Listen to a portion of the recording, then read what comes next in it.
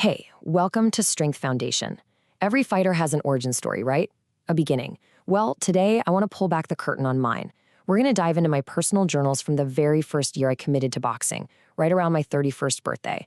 And this isn't some polished highlight reel. This is a raw, unfiltered look at what it really takes to build a fighter from the ground up. So let's get into it.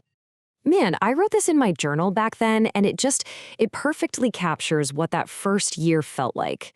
The real fight, it isn't what happens under the bright lights. It's the invisible stuff. It's the hundreds of quiet, exhausting hours you put in when nobody's watching. It's learning to love that grind, not for any applause, but because deep down, that's where the change is happening. That's the fire. 1 year in the fire. Hitting that 1 year mark was a huge deal for me. On one hand, I was so proud. I was finally starting to feel like, okay, yeah, I'm a boxer. But on the other hand, wow, I was feeling the massive, and I mean massive, gap between the dream I had in my head and the day-to-day reality of making it happen. The biggest surprise wasn't the physical part. It was the mental battle. There's a specific kind of tired that goes way beyond just sore muscles. It's the kind of exhaustion that tells your brain to just shut down, to quit, to take the easy way out. Learning how to fight that voice, that was the real training. You ever feel that? For me, that was a daily war. And this is what that grind really looked like. I was working these incredibly demanding long shifts, sometimes 48, even 72 hours straight, and then I dragged myself right to the gym. I was sore all the time, constantly tired, and I was sparring guys who were always ready for a fight, so they were always on.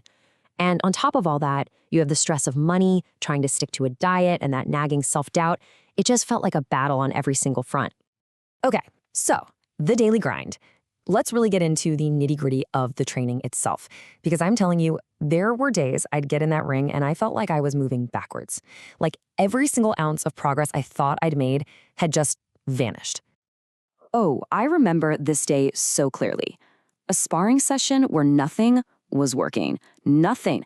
I felt like a complete rag doll. And here's the lesson I learned the hard way. In those moments, your biggest opponent isn't the person across the ring from you. It's the frustration brewing inside your own head. That frustration is the most distracting thing in the world, and it will take you down if you let it. And then there's just the pure physical reality of it all. It's not always about beautiful technique. Sometimes it's just about survival.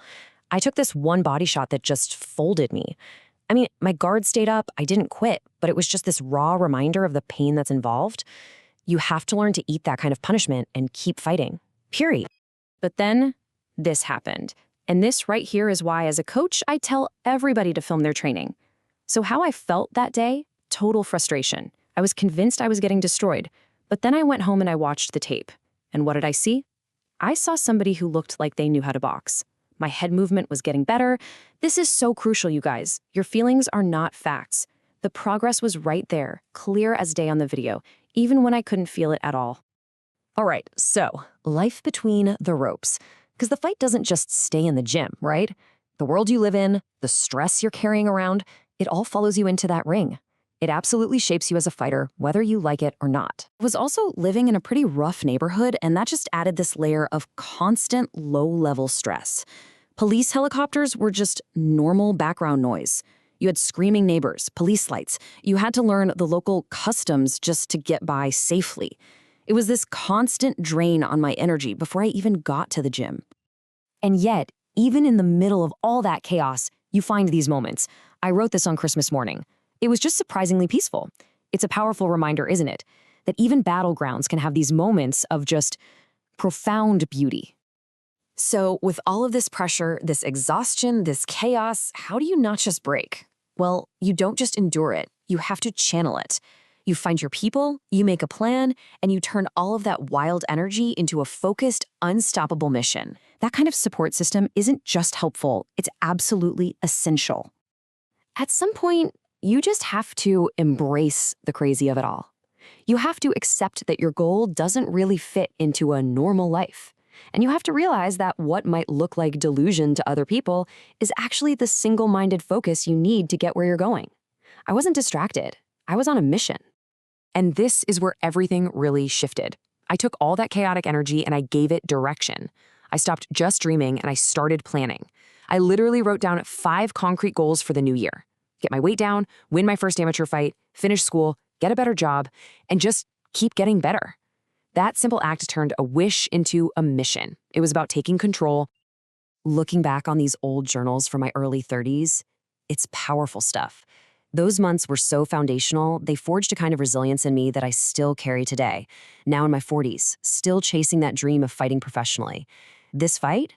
It's not over. Not by a long shot. If there is one lesson that was just burned into my soul during that first year, it's this. My capacity for hard work is infinite, and my will is unbreakable over the long term. I found out that all those daily challenges, they don't actually wear you down. They make you stronger, they make you hungrier, and they make you willing to push way past what you ever thought your limit was. And that's a truth that goes so far beyond a boxing ring. The moments when you are the most uncomfortable, those are often the moments that create the most profound change.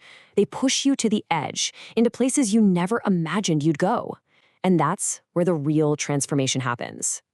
So, that was my first year in the fire. It was a time of struggle, of discovery, and just relentless grinding. And it leaves me with a question for you. What's your fight? What struggle are you going through right now that is forging the person you are becoming? Whatever it is, embrace it, because that is exactly where your true strength is being built. Thanks for joining me.